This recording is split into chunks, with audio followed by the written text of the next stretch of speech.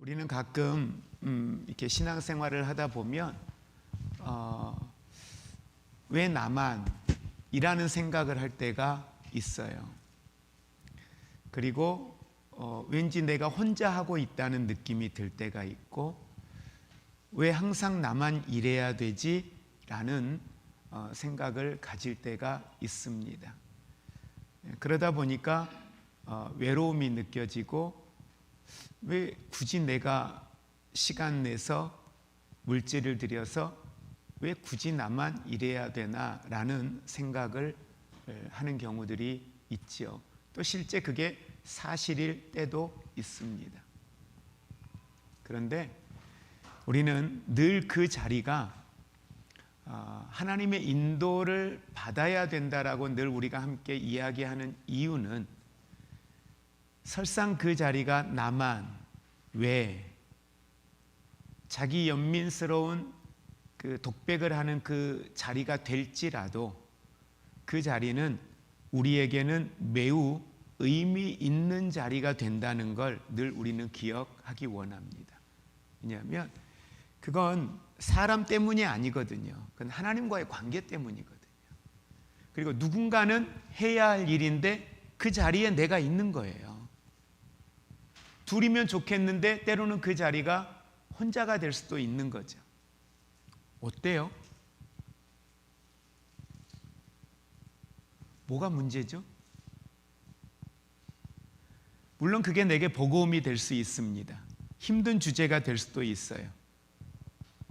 그러나 그걸 감당하고 났을 때 그것이 나에게, 공동체에게 주는 영향은 이루 말할 수가 없죠. 오늘 말씀에 우리가 함께 보는 게 그거예요. 사과인데, 예수님과 함께 죽고 다시 사는 삶. 우리는 이미 십자가에 못 박히신 예수 그리스도와 함께 우리는 죽었어요.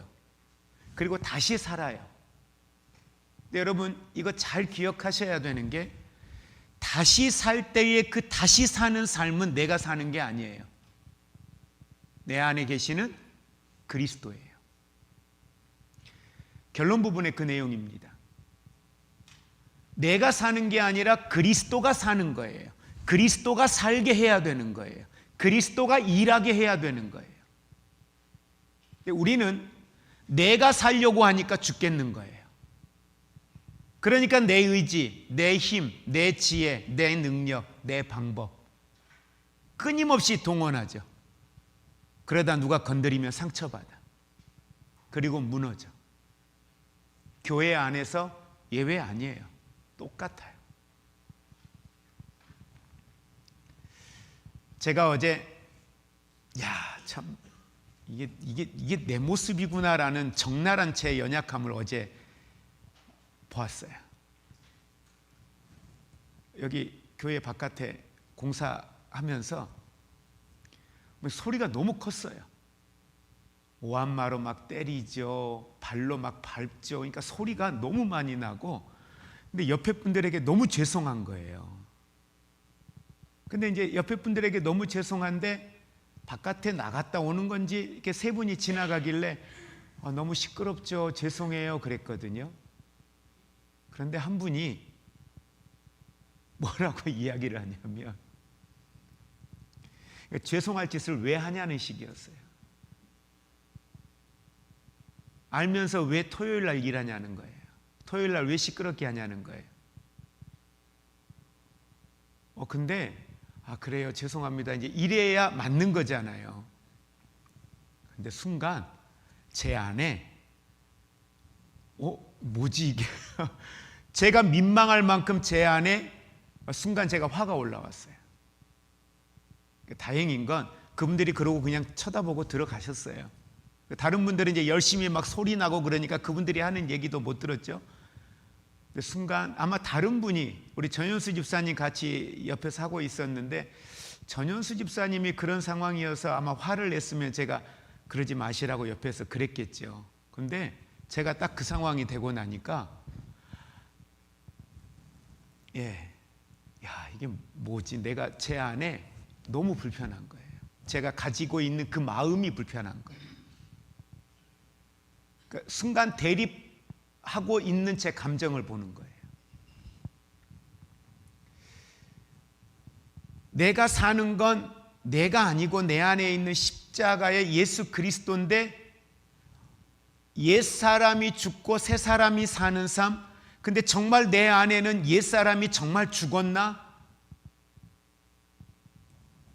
근데 정말 많은 곳에 옛사람이 꿈틀거리고 있고 귀에만 있으면 사탄은 그 옛사람의 모습, 과거의 내 연약함의 모습들이 건드려지고 그것들이 불쑥불쑥 내 삶에서 튀어나오고 있는 제 모습. 뭔가 전투력을 다시 무장하고 내 안에서 꿈틀거리고 있는 제 모습들, 이런 모습들을 제 안에서 보는 거예요. 그러면서 참 멀었구나 라는 생각을 다시 한번 또 해보는 그런 시간이기도 했습니다. 근데 그게 오늘까지 오는데도요, 너무 마음이 막 불편한 거예요. 자, 여러분, 먼저 우리 한번 질문해 볼까요? 예수님을 믿으면서 내 삶에서 가장 크게 변화된 게 뭔가요? 여러분은 예수님 믿으면서 신앙생활 하면서 2025년과 2026년을 이렇게 비교했을 때 여러분 안에서 가장 변화된 삶이 있다면 여러분 뭐예요? 이런 질문 드리면 그냥 다 고개 숙이고 아예 생각조차도 안 하려고 그래요. 근데 뭐가 제일 변하신 것 같으세요? 여러분은? 내가 봐도 이건 좀 변한 것 같아.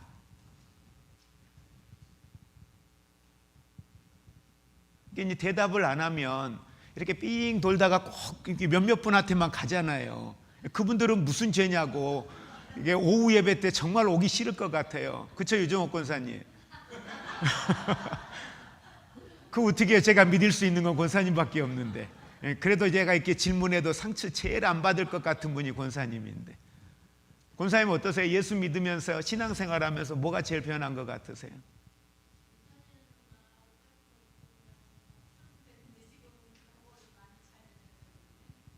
물질에 대한 탐욕이 많이 줄어드셨어요? 네. 자, 오늘 우리 안에 예수 믿으면서 우리의 삶에서 가장 변한 것들이 뭔가? 그러니까 사람들은 이렇게 이야기하면 자꾸 영적인 걸 얘기해요. 마음의 평안을 얻어요.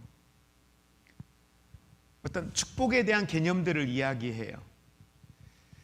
근데 예수 믿으면서 가장 중요한 변화는 함께 우리 고백할까요? 내가 죽고 그리스도와 함께 사는 겁니다. 그러니까 그분과 함께 어디에서 죽었어요? 십자가에서 죽고 그분과 함께 그 십자가에서 사는 거예요. 그러니까 그분과 함께 죽고 그분과 함께 사는 거예요. 그래서 그분이 내 안에 계시는 삶을 사는 거예요. 근데 우리는 그분과 함께 죽질 않아요. 그분은 죽었는데 나는 안 죽어요. 나는 살아있는데 내 안에 그분이 살아있지 않아요. 그러기 위해서는 그분과 함께 죽는 게 먼저예요. 우리는 예수님과 함께 죽었습니다. 로마서 6장 6절에 함께 같이 우리 합독합니다. 우리가 알거니와 우리의 옛사람이 예수와 함께 십자가에 못 박힌 것은 죄의 몸이 죽어 다시는 우리가 죄에게 종노릇하지 아니하렴. 다시는 죄의 종노릇하지 아니하게 하기 위해서 뭐 하셨어요? 십자가에 못 박혔어요. 누구와? 예수와 함께. 그러니까 먼저는 이거예요. 예수와 함께 십자가에 못 박히는 삶이에요. 그게 뭐예요? 죄예요. 자, 그러면 질문 한번 해보자고요. 옛사람이 십자가에 함께 못 박혔어요. 예수님과 함께 십자가에 못 박혔단 말이에요. 그러면 여기에서 말하는 옛사람은 뭐예요? 여기에서 말하는 옛사람, 예수님 십자가 지신 이유, 뭘 가지고 죄에 대해서 죄의 본성, 우리 안에는 죄의 본성이 있었죠. 또 하나는요, 유대인들, 사마리아 유대인들, 우리가 잘 아는 종교 지도자들, 그들의 삶의 모습을 보면 그들은 그것이 하나님의 영광인 것처럼 이야기했어요. 그러나 그들의 내면을 들여다보고 성경을 통하여서 그들의 이야기, 그들 안에 있는 독백을 성경에서 이야기하고 있는 그들의 독백을 들여다보면 철저하게 뭐예요? 기득권이에요. 내가 누군데, 유대인으로서의 기득권, 바리새인으로서의 기득권, 이 기득권 때문에 그들을 내려놓지 못했어요. 예수님의 말씀을 들으면서 그분이 누구인가에 대하여서 깨닫는 이들도 있지요. 그런데 많은 이들이 예수를 따르는 모습을 보고 하나님의 영광을 위하여 예수를 죽이겠다가 아니라 그들의 기득권이에요. 다시 말하면 옛사람, 우리 자신에게서 십자가에 못 박아야 될 옛사람은 자기 중심이에요. 자기 중심적인 삶. 교회 안에서 똑같은 걸 가지고 논의를 하는데 교회 중심으로, 하나님 중심으로, 우리 공동체 중심으로 사고하는 게 아니라 자기 중심의 사고, 내 형편으로 사고하고 내 개인의 의지로 고집하는 이런 일들. 들여다보면, 들어보면 그것이 하나님 중심의 말인지 자기 중심의 말인지, 이게 내 고집인지 하나님이 기뻐하시는 하나님의 의지인지를 우리는 너무 잘 알아요. 근데 말하고 있는 본인도 알아요. 이 자기 중심의 삶이라는 건 예수 믿고 구원받은 사람들에게도 이 자기 고집의 삶이 너무 커요. 여러분, 제가 이제 조금은 이야기를 하려고 해요. 무슨 이야기냐면, 지난번에도 한번 무슨 이야기하다 새벽에 설교하다가 제가 그 얘기를 했어요. 누군가가 저에게 목사님은 왜 교회 안에서 나라의 시대의 상황을 놓고, 나라에서 벌어지는 정치적인 상황을 놓고 왜 그거에 대해서 안 가르칩니까? 왜 뭐가 문제인지, 뭐가 잘못된 건지 왜 가르치지 않습니까? 목사님의 정치적인 입장을 왜 정확하게 이야기하지 않습니까? 라고 이야기하시는 분들이 계셔요. 그럼 저에겐 정치적인 색깔이 없을까요? 정치적인 성향이 없을까요? 있어요. 아주 강해요. 근데 안 해요, 말을. 왜 그럴까요? 하지 않는 가장 큰 이유, 정치적인 이야기를 가지고 어떤 논리를 가지고 이야기해도요, 누구도 설득시킬 수 없어요. 왜? 정치적 이념은 그 안에 여러 이유가 있어요. 내가 그 정치적인 이념을 갖게 된 이유가 있어요. 그건 설득되지 않아요. 한번 논쟁해 볼까요? 여기서 우냐 좌냐 가지고 논쟁해 볼까요? 안 돼요. 불가능해요. 그래서 일단 하지 않는 거예요. 그리고 더 중요한 건, 제가 가지고 있는 정치적 이념이 성경적이냐? 아니요. 전 자신 있게 그게 성경적이라고 말하지 않아요. 왜? 성경적이지 않은 게 너무 많다는 걸 알기 때문에. 그럼 뭐가 성경적이냐? 우리는 자꾸 이렇게 좌냐 우냐 둘 중에 하나. 아니요, 둘 다 아니에요. 둘 다 성경적이지 않아요. 양의 탈을 쓴 이리와 똑같아요. 사탄은 그걸 가지고 사람들에게 공격해와요. 여러분은 좌냐 우냐 얘기하죠. 보수냐 진보냐 얘기하죠. 뭐가 성경적이에요? 보수가요? 아니요. 진보요? 아니요. 절대요. 둘 다 절대 성경적이지 않아요. 100%가 성경적이지 않다는 거예요. 어떤 건 오를 수 있어요. 그럼 다 오르냐? 우리는 어느 한쪽을 이야기하면 그게 다 옳다라고 쫓아가요. 보수에서 성경적인 이야기를 하고 기독교의 기득권을 지켜야 된다, 기독교에 대해서 성경에 반하는 것들에 대하여 문제 삼아야 된다. 맞아요. 해야 돼요. 그럼 그렇게 말하는 보수가 다 성경적이냐? 아니요. 절대요. 잘못된 것 너무 많아요. 여기에서 말하는 자기 중심적인 사고 너무 많아요. 그리고 그걸 성경으로 포장할 뿐이에요. 그럼 진보가 옳으냐? 아니요. 진보는 인권이라는 이름으로 포장하고 가지만 그 안에는 하나님의 뜻과 반하는 것들 너무 많아요. 그래서 어느 한 진영을 쫓는 것, 진영의 논리는 성경적일 수 없다.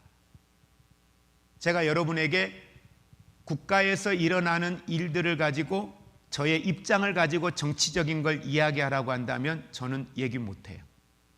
다만 어느 쪽도 옳지 않다. 왜? 하나님의 일은 하나님의 방법이어야 하나님의 일이에요.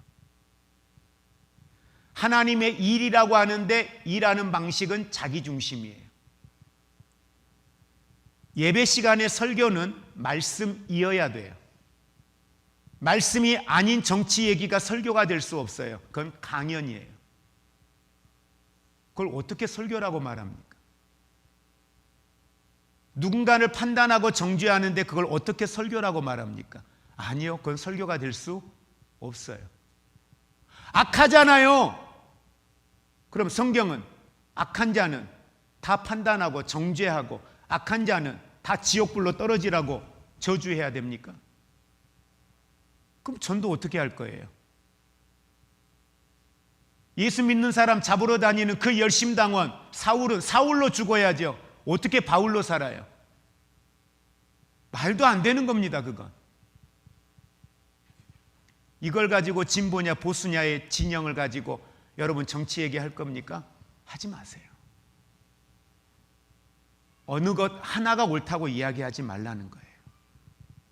이게 바로 자기중심이에요. 또 하나 옛사람은 하나님 없이 살던 삶이 옛사람이에요. 예수 믿어도 옛사람이 아직 내 안에 있어요. 하나님 없이 사는 것, 그게 옛사람이에요. 예수님을 믿을 때에 하나님은 우리 옛사람이 이미 십자가에 죽었다라고 보시는 거예요. 그럼 우리는 질문해요. 나는 그 십자가에 내 옛사람이 진짜 죽었냐? 라는 질문을 한번 해보셔야 돼요. 본성의 문제는 해결됐다고 봐요. 왜? 그건 내 의지의 문제와 다른 거니까. 자기중심, 하나님 없이 사는 삶, 여러분 이 삶에서 이제 우리가 좀 더 예수가 있는 삶으로 전환되어지는, 회복되어지는 은혜가 우리 안에 있기를 원합니다. 자기중심적인 언어, 자기중심적인 이제까지의 그 틀, 그것이 전부인 것처럼 말해왔던 내 삶의 모습들, 그 고집들이 여러분 이제는 좀 십자가 앞에 내려놓고 한 번 더 여쭤보면 좋겠어요. 하나님은 뭐가 더 옳다고 생각하세요? 하나님 편에는 어떻게 생각하세요? 좀 여쭤보셨으면 좋겠어요. 그 묻는 시간들이 우리 안에 많아지기를 원합니다. 한 템포 늦어도 괜찮아요. 아니 못해도 괜찮아요. 실수하는 것보다 한 템포 늦고 못하는 게 차라리 나아요. 그러더라도 하나님이 뭘 기뻐하시는지, 하나님 있는 내 중심이 아닌 하나님 중심의 삶의 자리. 여러분, 우리가 잘 아는 19세기 중국의 선교사였던 허드슨 테일러 선교사님이 초기에 너무 큰 좌절을 경험하는 거예요. 사역을 하면서 가족들의 그 죽음, 사역의 현장에서 겪었던 고통들 너무너무 힘들은 거예요. 너무너무 큰 좌절 가운데 있는데 나는 왜 이렇게 약할까? 나는 왜 이렇게 무능할까? 이런 자기 연민에 빠져 있는 그 순간에 성경을 읽다가 하나님의 말씀을 읽는데 그 말씀 가운데에 로마서 말씀을 묵상하는 거예요. 자, 로마서 말씀에 나는 이미 십자가에 죽은 거예요. 오늘 본문 말씀, 또 6절의 말씀, 나는 이미 십자가에 죽은 거예요. 근데 계속 내가 살고 있는 거예요. 내 능력이 살고 있는 거예요. 내 힘이 살고 있는 거예요. 내 의지가 살고 있는 거예요. 내 생각이 살고 있는 거예요. 근데 내가 죽었어. 내가 죽고 누가 사는 거예요? 그리스도가 사는 거예요. 허드슨 테일러 선교사님이 나는 더 이상 내 힘으로 사는 것이 아니라 그리스도께서 내 안에 계신다라는 걸 발견한 거예요. 그래, 맞아. 내가 사는 게 아니지. 내 안에 그리스도가 사신 거지. 그리스도로 사는 삶을 사는 거지. 이게 깨달아지고 나니까 그 후부터 사역이 달라지는 거예요. 좌절, 절망은 이제 없어지는 거예요. 내가 사는 게 아니라는 거. 이 깨달음 위에 그의 삶은 완전히 바뀌어졌습니다.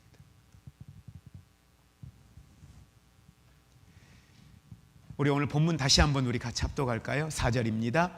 그러므로 우리가 그의 죽으심과 합하여 세례를 받음으로 그와 함께 장사되었나니 이는 아버지의 영광으로 말미암아 그리스도를 죽은 자 가운데에서 살리심과 같이 우리로 또한 새 생명 가운데 행하게 하려 함이라. 아멘. 여기에서 중요한 표현이 뭐냐면 오늘 죽었다도 있고 세례도 있고 함께 장사된 바도 있다. 여러 가지 내용들이 중요한 단어들이 다 있어요. 아버지의 영광에 대한 내용도 있고요. 여기에서 우리가 오늘 중요하게 보아야 될 것 중에 하나는 뭐냐면 새 생명이에요. 그 죽은 자가 뭘로 사느냐는 거예요. 옛사람으로 사는 게 아니라 그리스도와 함께 새 생명을 가지고 사는 거예요. 이 새 생명이 뭐라고 얘기해요? 하나님의 생명. 오늘 저와 여러분은 이 하나님의 생명으로 오늘을 살고 있는 줄 믿으시기 바랍니다. 그러니까 제자가 된다라고 하는 건 뭐냐 하면 이 새 생명으로 사는 게 제자예요. 하나님의 생명으로 사는 것, 그 생명을 가진 자로 사는 것, 그러니까 그리스도와 함께 사는 거죠. 이게 제자예요. 그리스도인은 자꾸 단순히 죄 용서만 받았다, 여기에 머물지 말자고 우리 계속 금요일마다 이야기 나눕니다. 죄 용서 받았어, 나 죄 사함 받았어, 구원 받았어, 여기에만 머무르는 게 아니라 구원 받은 자의 삶은 어떤 거냐는 거예요. 새 생명, 하나님의 생명을 가지고 사는 거예요. 여러분은 하나님의 생명을 가지고 살고 계십니까? 네. 그래서 한번 함께 우리 고백합니다. 그리스도인은 새로운 생명을 받은 사람입니다. 예수 십자가는 내게 새 생명을 주셨고 우리는 그 생명을 받았어요. 그래서 고린도후서 5장 17절, 그런즉 누구든지 그리스도 안에 있으면 새로운 피조물이라. 그리스도 안에 있으면 새로운 피조물이라. 이전 것은 지나갔으니 보라 새 것이 되었도다. 누가? 내가요. 내가, 여러분이요. 그리고 오늘 우리가 보아야 될 네 번째 이야기, 바로 그건 자기를 부인하는 삶입니다. 하나님의 생명을 가지고 우리가 산다면 자기를 부인하는 삶. 여러분, 예수님은 제자의 삶을 이렇게 설명을 해요. 우리 마태복음 16장 24절 같이 읽습니다. 이에 예수께서 제자들에게 이르시되 누구든지 나를 따라오려거든 자기를 부인하고 자기 십자가를 지고 나를 따를 것이니라. 나를 따라오려거든, 제자의 삶을 살기를 원한다면, 그리스도인으로서의 삶을 살기를 원한다면, 그리스도인으로서의 삶을 사는 것은 자기를 부인하고 그 다음에 자기 십자가를 지고. 여러분, 자기를 부인한다는 게 뭘까요?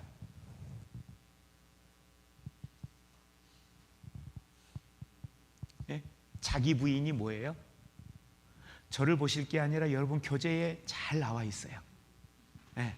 이럴 때 컨닝을 잘 그래서 학교 다니면서 컨닝을 안 해보신 분들은 이게 컨닝을 어떻게 하는지를 몰라서 그래요. 네. 자, 많이 해봤던 김명현 집사님, 자기 부인이 뭐예요? 어휴, 세상에 어떻게 이런 걸 잘 알아요? 네. 욕심을 내려놓는 거.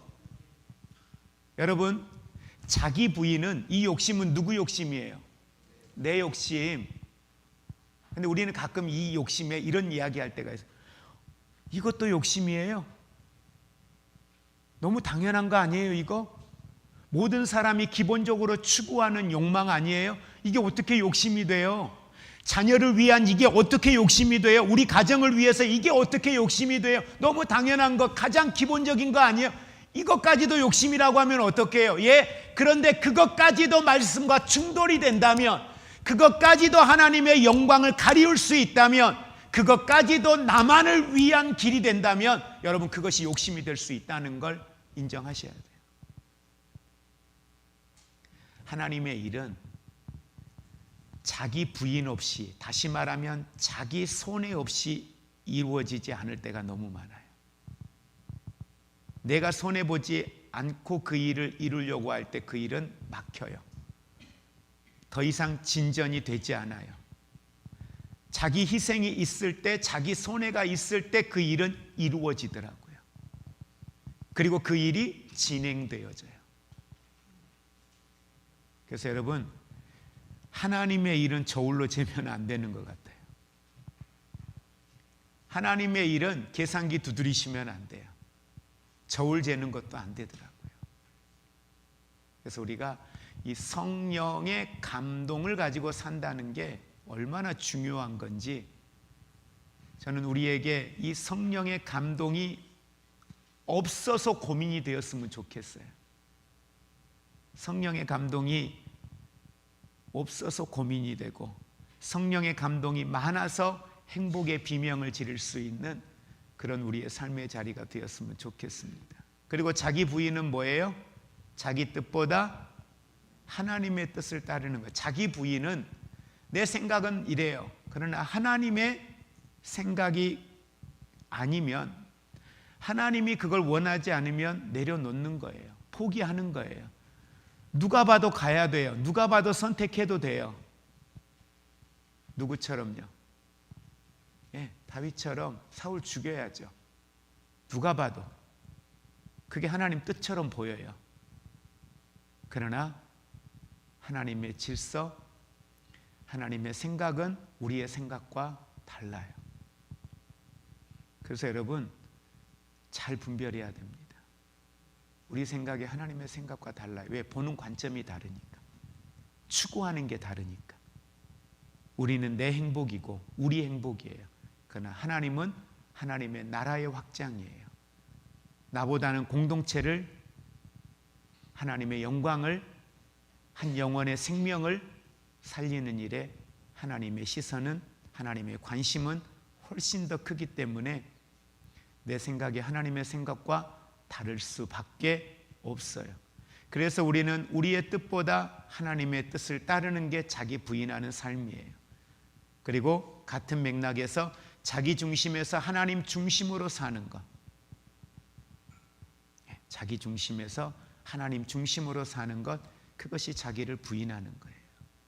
자, 이 자기를 부인하는 세 가지의 삶에서 여러분 자신은 오늘 이 셋 중에 무엇을 여러분의 삶에 구체적으로 한 가지 좀 적용을 해보면 좋을까요? 여러분 안에서 있는 와닿은, 이게 내 삶이었구나, 내 중심이었구나, 내 뜻이었구나 하는 구체적인 것 발견된 부분이 있다면 저는 여러분들 결단하실 수 있으면 좋겠습니다. 그래서 내가 중심이 아니라 하나님이 중심이 되는 삶의 자리, 그 자리로 오늘 저와 여러분들이 나를 부인하며 살아가는 삶이 되기를 원합니다. 그리고 이제 마지막이 그거예요. 앞에서 말씀드렸던 예수님 생명으로 사는 거예요. 그리스도인은 그리스도 안에 있는 사람이에요.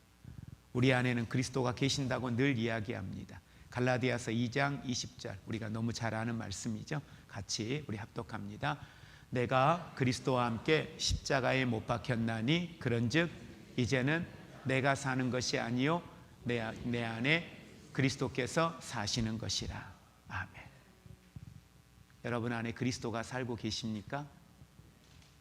그러면 여러분은 그리스도로 사는 거예요. 내가 죽고 예수님이 사시는 거예요. 그래서 그리스도인의 삶은 내 힘으로 사는 게 아니에요. 함께 우리 고백할까요? 내 힘으로 사는 삶이 아니라 예수님의 생명으로 사는 삶. 이게 그리스도인의 삶이에요.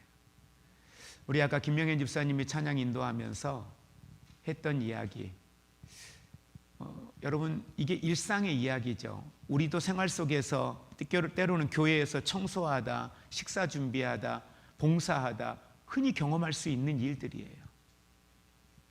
너무 버거워. 내 몸에 붙여. 힘들어. 그래서 막 짜증나. 그런데 하나님의 말씀이 그 짜증을 전환시켜줘요. 그러니까 짜증나는 그 순간까지는 뭘로 사는 거예요? 내 힘으로. 말씀이 들어와. 말씀이 막 묵상돼. 월요일, 화요일 날도 분명히 말씀이 있었어요. 월요일, 화요일 날, 수요일 날까지도 분명히 관련된 말씀이 있었어요. 근데 말씀이 있었는데 그때 막 너무 짜증나, 너무 힘들어. 그 말씀이 내 귀에, 내 눈에 들어오지도 않아. 근데 말씀이 나를 다스리니, 말씀이 나를 다스린다는 건 뭐예요? 그리스도인으로, 바로 그분의 생명으로, 그분의 중심으로, 그의 생명으로 내가 사는 거예요. 그러니 생각에 전환이 일어나는 거예요. 환경은요? 갑자기 병원에 있던 분이 퇴원해서 왔나요? 해외 나갔던 분이 갑자기 귀국을 했나요? 아니요. 환경은 그대로예요. 뭐 하나 달라진 거 없어요. 근데 내 삶이 달라져요. 이게 내 힘으로 사는 게 아닌 예수님의 생명으로 산다는 의미예요. 어렵게 생각하지 마세요. 그분의 생명으로 산다는 건 말씀으로 사는 거예요. 말씀이 내 사고를 주장하는 거예요. 내 삶을, 내 감정을 움직이는 거예요. 그게 그리스도로 사는 거예요. 무슨 기도했더니 성령의 음성이 막 들려지고요. 주님이 막 벼락같이 내게 말씀해 주시고요. 이게 아니에요. 말씀이에요. 말씀이 살아 움직이는 거예요. 말씀을 정리합니다. 그리스도인의 삶은 함께 고백합니다. 예수님과 함께 죽는 삶입니다. 예수님과 함께 다시 사는 삶입니다. 예수님의 생명으로 사는 삶입니다. 그렇게 사는 게 제자예요. 다른 게 제자가 아니에요. 한번 우리 질문해 보면 좋겠어요. 나는 아직 내려놓지 못한 옛사람의 모습이 있는가? 하나님이 내 삶에서 변화시킨 부분들이 무엇인가? 예수님 중심으로 살기 위해 내가 내려놓아야 할 것들은 무엇인가?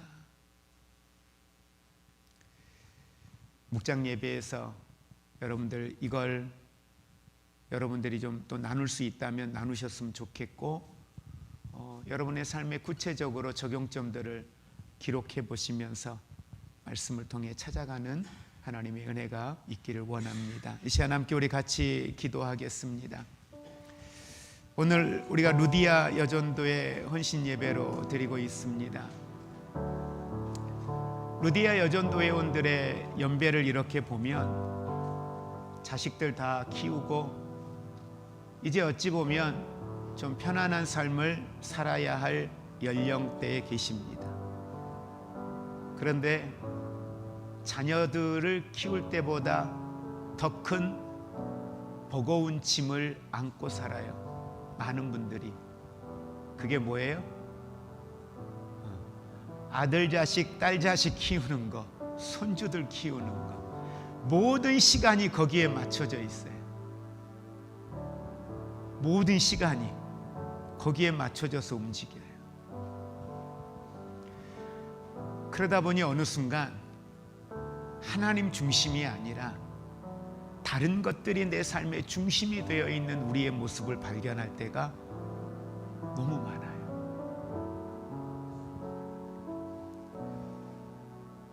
이제 60대 중후반을 넘어오면서 우리 루디아 여전도 회원들의 삶이 어느 때보다 주님이 중심이 되어 늘 그 삶의 자리가 주님과 함께 호흡하고 주님의 영광을 선한 영향력으로 드러내는 삶의 자리에 있게 하여 주옵소서. 교회 안에 어찌 보면 항존직, 시무 항존직자로서 가장 맏언니의 역할들을 감당해 나아가는데 부족함이 없도록 주의 권능을 더하시고 감당할 능력을 더하시고 그 삶의 자리가 이전에 맛보지 못했던 하나님의 나라의 크고 비밀한 영적 세계들을 경험하고 예수 믿는 재미, 예수 믿는 행복, 그 어느 때보다 더 많이 누리는 우리 루디아 여정대원들의 삶이 되기를 위해서 축복하며 여러분들 기도해 주시면 고맙겠습니다. 건강 허락해 주시고 삶의 자리에 좀 더 하나님을 영화롭게 하는 아름다운 삶이 되기를 위해서, 그리고 우리 모두가 옛사람이 십자가에 죽고 이제 내 힘이 아닌 예수 생명으로 사는 삶을 살게 하여 주옵소서. 같이 기도하겠습니다.